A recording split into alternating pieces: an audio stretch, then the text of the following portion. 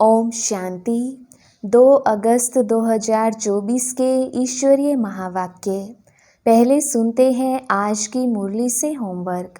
बाबा ने कहा, तुम बच्चे अपने को देखते रहो कि हम सर्वगुण संपन्न बने हैं। हमारी चलन देवताओं मिसल है, तो तुमको भी शांति में रहना पड़े। शांत होने की युक्ति बताता हूँ कि मेरे को याद करो तो तुम शांत हो, शांति धाम में चले जाएंगी। बाप समझाते हैं, हमने तुमको पावन बनाया, फिर माया रावण के कारण तुम पतित बने हो, अब फिर पावन बनो। हेवन में जाने के लिए फिर दैवी गुण भी चाहिए। क्रोध नहीं होना चाहिए। क्रोध है तो वह भी जैसे असुर कहलाएंगे। बड़ी शांत चित अवस्था चाहिए। बाप से पवित्रता की प्रतिज्ञा की है तो अपने को माया के वार से बचाते रहना है। कभी माया का गुलाम नहीं बनना है। इस प्रतिज्ञा को भूलना नहीं है। देवता बनने के लिए अवस्था को बहुत बहुत शांतचित बनाना है। कोई भी भूत प्रवेश होने नहीं देना है। दैवी गुण धारण करने हैं। और अब सुनते हैं महावाक्यों को विस्तार से। मुरली का सार। मीठे बच्चे, तुम्हारे निजी संस्कार पवित्रता के हैं। तुम रावण के संग में आकर पतित बने, अब फिर पावन बन पावन दुनिया का मालिक बनना है। प्रश्न, अशांति का कारण और उसका निवारण क्या है? उत्तर, अशांति का कारण है अपवित्रता। अब भगवान बाप से वायदा करो कि हम पवित्र बन पवित्र दुनिया बनाएंगे। अपनी सिविल आई रखेंगे, क्रिमिनल नहीं बनेंगे, तो अशांति दूर हो सकती है। तुम शांति स्थापन करने के निमित्त बने हुए बच्चे कभी अशांति नहीं फैला सकते। तुम्हें शांत रहना है, माया के गुलाम नहीं बनना है। ओम शांति। बाप बैठ बच्चों को समझाते हैं कि गीता के भगवान ने गीता सुनाई। एक बार सुनाकर फिर तो चले जाएंगे। अभी तुम बच्चे गीता के भगवान से वही गीता का ज्ञान सुन रहे हो और राजयोग भी सीख रहे हो। वे लोग तो लिखी हुई गीता पढ़कर कंठ कर लेते हैं, फिर मनुष्यों को सुनाते रहते हैं। वह भी फिर शरीर छोड़ जाए, दूसरे जन्म में बच्चा बने, फिर तो सुना ना सके। अब बाप तुमको गीता सुनाते रहते हैं जब तक तुम राजाई प्राप्त करो। लौकिक टीचर भी पाठ पढ़ाते ही रहते हैं। जब तक पाठ पूरा हो सिखाते रहते हैं। पाठ पूरा हो जाता फिर हद की कमाई में लग जाते। टीचर से पढ़े, कमाई की, बूढ़े हुए, शरीर छोड़ा, फिर दूसरा शरीर जा कर लेते हैं। वो लोग गीता सुनाते हैं।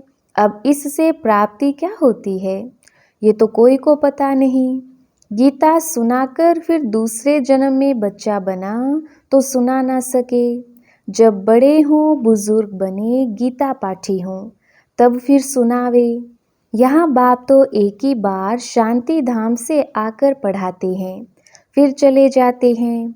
बाप कहते हैं तुमको राजयोग सिखाकर हम अपने घर चले जाते हैं। जिनको पढ़ाना है वह फिर आकर अपनी प्रारब्ध भोगते हैं। अपनी कमाई करते हैं, नंबरवार पुरुषार्थ अनुसार धारणा कर फिर चले जाते हैं। कहाँ? नई दुनिया में। यह पढ़ाई है ही नई दुनिया के लिए। मनुष्य तो यह नहीं जानते कि पुरानी दुनिया खत्म हो फिर नई स्थापन होनी है। तुम जानते हो हम राजयोग सीखते ही हैं नई दुनिया के लिए। फिर ना यह पुरानी दुनिया ना पुराना शरीर होगा। आत्मा तो अविनाशी है। आत्माएं पवित्र बन फिर पवित्र दुनिया में आती हैं। नई दुनिया थी जिसमें देवी देवताओं का राज्य था, जिसको स्वर्ग कहा जाता है। वह नई दुनिया बनाने वाला भगवान ही है। वह एक धर्म की स्थापना कराते हैं, कोई देवता द्वारा नहीं कराते। देवता तो यहाँ है नहीं, तो जरूर कोई मनुष्य द्वारा ही ज्ञान देंगे जो फिर देवता बनेंगे। फिर वही देवताएं पुनर्जन्म लेते लेते अभी ब्राह्मण बनी हैं। यह राज तुम बच्चे ही जानते हो, भगवान तो है निराकार जो नई दुनिया रचते हैं। अभी तो रावण राज्य है, तुम पूछते हो कलयुगी पतित हो या सतयुगी पावन हो, परंतु समझते नहीं। अब बाप बच्चों को कहते हैं हमने 5000 वर्ष पहले भी तुमको समझाया था। हम आते ही हैं तुम बच्चों को आधा कल्प सुखी बनाने, फिर रावण आकर तुमको दुखी बनाता है। ये सुख दुख का खेल है। कल्प की आयु 5000 वर्ष है, तो आधा आधा करना पड़े ना।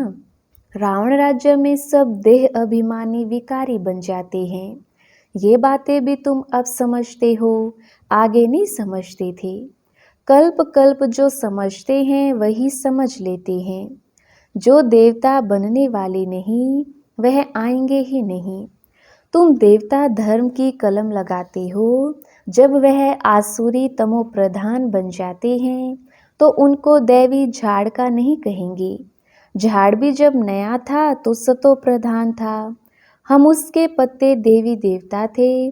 फिर रजो तमो में आए, पुराने पतित शूद्र हो गए।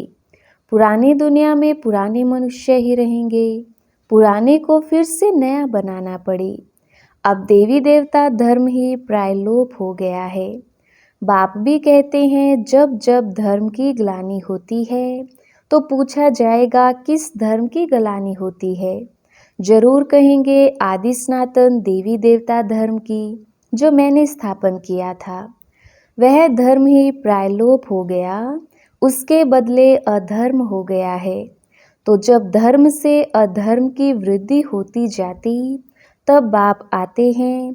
ऐसे नहीं कहेंगे धर्म की वृद्धि, धर्म तो प्रायलोप हो गया, बाकी अधर्म की वृद्धि हुई।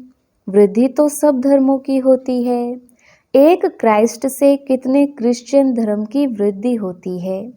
बाकी देवी देवता धर्म प्रायलोप हो गया, पतित बनने कारण आपे ही ग्लानि करते हैं।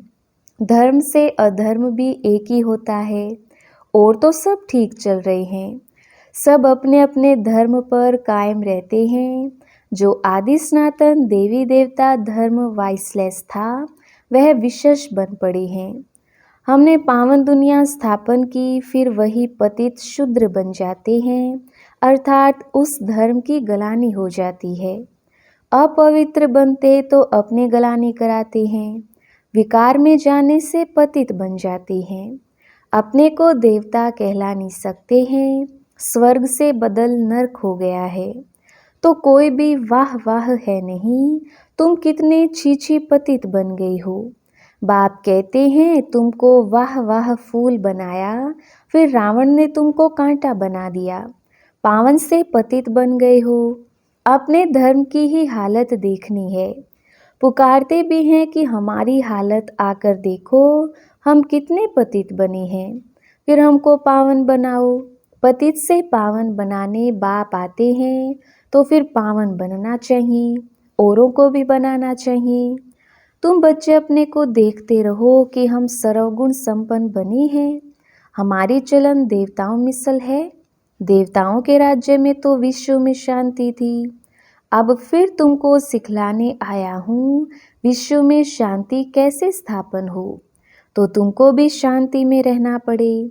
शांत होने की युक्ति बताता हूँ कि मेरे को याद करो तो तुम शांत हो, शांति धाम में चले जाएंगे। कोई बच्चे तो शांत रहकर औरों को भी शांति में रहना सिखलाते हैं, कोई अशांति कर देते हैं। खुद अशांत रहते हैं तो औरों को भी अशांत बना देते हैं।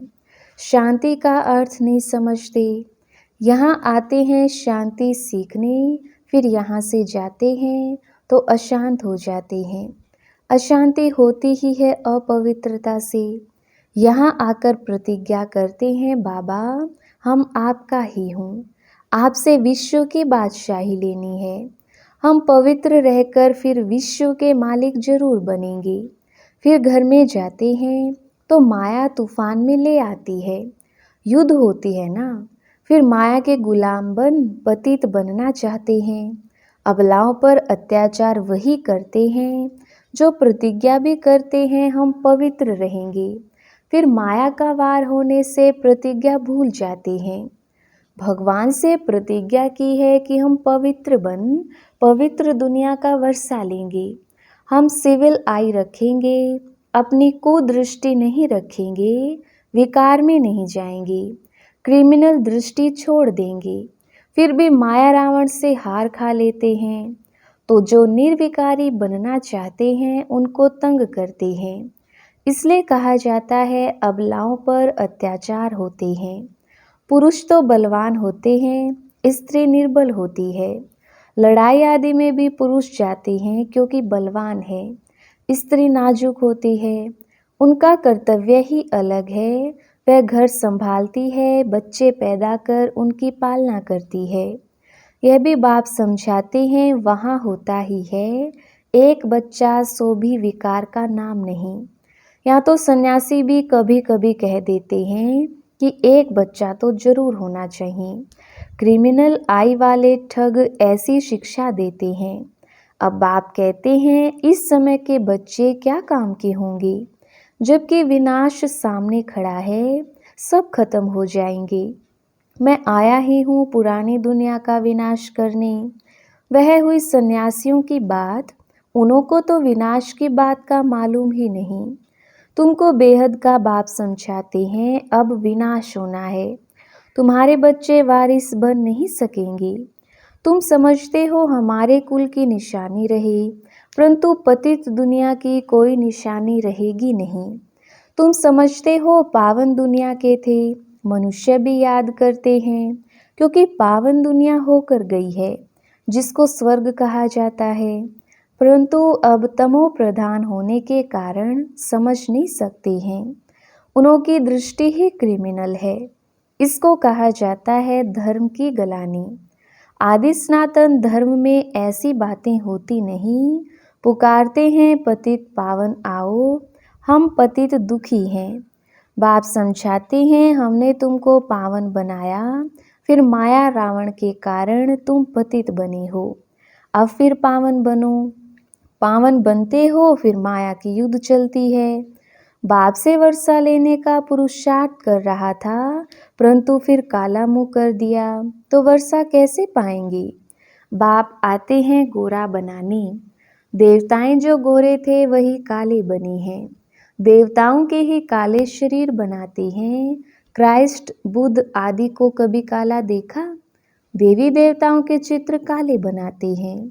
जो सर्व का सद्गति दाता परम पिता परमात्मा सर्व का बाप है, जिसको कहते हैं परम पिता परमात्मा आकर लिबरेट करो, वह कोई काला थोड़ी हो सकता है। वह तो सदैव गोरा एवर प्योर है। देवताओं को महान आत्मा कहा जाता है। श्री कृष्ण तो देवता हुआ, अभी तो कलयुग है। कलयुग में महान आत्मा कहाँ से आई? श्री कृष्ण तो सत्युग का फर्स्ट प्रिंस था, उनमें दैवी गुण थे। अभी तो देवता आदि कोई है नहीं। साधु संत पवित्र बनते हैं, फिर भी पुनर्जन्म विकार से लेते हैं, फिर संन्यास धारण करना पड़े। देवताएं तो सदैव पवित्र हैं। यहाँ रावण राज्य है। रावण को 10 शीश दिखाते हैं, 5 स्त्री के 5 पुरुष के। यह भी समझते हैं 5 विकार हर एक में है। देवताओं में तो नहीं कहेंगे ना, वह तो है ही सुख धाम। वहाँ भी रावण होता तो फिर दुख धाम हो जाता। मनुष्य समझते हैं देवताएं भी तो बच्चे पैदा करते हैं, वह भी तो विकारी ठहरे। उन्हों को यह पता ही नहीं है देवताओं को गाया ही जाता है संपूर्ण निर्विकारी, तब तो उन्हों को पूजा जाता है। सन्यासियों की भी मिशन है, सिर्फ पुरुषों को सन्यास कराए मिशन बढ़ाते हैं। बाप फिर प्रवृत्ति मार्ग की नई मिशन बनाते हैं, जोड़ी को ही पवित्र बनाते हैं, फिर तुम जाकर देवता बनेंगे। तुम यहाँ सन्यासी बनने के लिए नहीं आए हो, तुम तो आए हो विश्व का मालिक बनने। वह तो फिर गृहस्थ में जन्म लेते हैं, फिर निकल जाते हैं। तुम्हारे संस्कार हैं ही पवित्रता के, अब अपवित्र बने हो, फिर पवित्र बनना है। बाप पवित्र गृहस्थ आश्रम बनाते हैं। पावन दुनिया को सतयुग पतित दुनिया को कलयुग कहा जाता है। यहाँ कितनी पाप आत्माएं हैं। सतयुग में ये बातें होती नहीं। बाप कहते हैं जब जब भारत में धर्म की गलानी होती है, अर्थात देवी देवता धर्म वाले पतित बन जाते हैं, तो अपनी गलानी कराते हैं। बाप कहते हैं हमने तुमको पावन बनाया, फिर तुम पतित बने, कोई काम के नहीं रहे। जब ऐसे पतित बन जाते हो तब फिर पावन बनाने हमको आना पड़ता है। यह ड्रामा का चक्र है जो फिरता रहता है। हेवन में जाने के लिए फिर दैवी गुण भी चाहिए। क्रोध नहीं होना चाहिए। क्रोध है तो वह भी जैसे असुर कहलाएंगे। बड़ी शांतचित अवस्था चाहिए। क्रोध करते हैं तो कहेंगे इनमें क्रोध का भूत है। जिनमें कोई भी भूत है वह देवता बन ना सकें, नर से नारायण बन ना सकें। देवता तो है ही निर्विकारी, यथा राजा रानी तथा प्रजा निर्विकारी हैं। भगवान बाप ही आकर संपूर्ण निर्विकारी बनाते हैं। अच्छा, मीठे मीठे सिकिलदे बच्चों प्रति माता पिता बाप दादा का याद प्यार और गुड मॉर्निंग। रूहानी बाप की रूहानी बच्चों को नमस्ते। हम रूहानी बच्चों की रूहानी बाप दादा को याद प्यार गुड मॉर्निंग और नमस्ते जी। धारणा के लिए मुख्य सार। पहला पॉइंट, बाप से पवित्रता की प्रतिज्ञा की है तो अपने को माया के वार से बचाते रहना है। कभी माया का गुलाम नहीं बनना है। इस प्रतिज्ञा को भूलना नहीं है क्योंकि अब पावन दुनिया में चलना है। दूसरा पॉइंट, देवता बनने के लिए अवस्था को बहुत बहुत शांतचित बनाना है। कोई भी भूत प्रवेश होने नहीं देना है। दैवी गुण धारण करने हैं। वरदान, फरिश्ते स्वरूप की स्मृति द्वारा बाप की छत्र छाया का अनुभव करने वाले विघ्न जीत भव। विस्तार, अमृत वेले उठते ही स्मृति में लाओ कि मैं फरिश्ता हूँ। ब्रह्मा बाप को यही दिल पसंद गिफ्ट दो तो रोज अमृत वेले बाप दादा आपको अपनी बाहों में समा लेंगे। अनुभव करेंगे कि बाबा की बाहों में अति इंद्रिय सुख में झूल रहे हैं। जो फरिश्ते स्वरूप की स्मृति में रहेंगे उनके सामने कोई परिस्थिति व विघ्न आएगा भी तो बाप उनके लिए छत्र छाया बन जाएंगे। तो बाप की छत्र छाया व प्यार का अनुभव करते विघ्न जीत बनो। स्लोगन, सुख स्वरूप आत्मा स्व स्थिति से परिस्थिति पर सहज विजय प्राप्त कर लेती है। अच्छा, ओम शांति।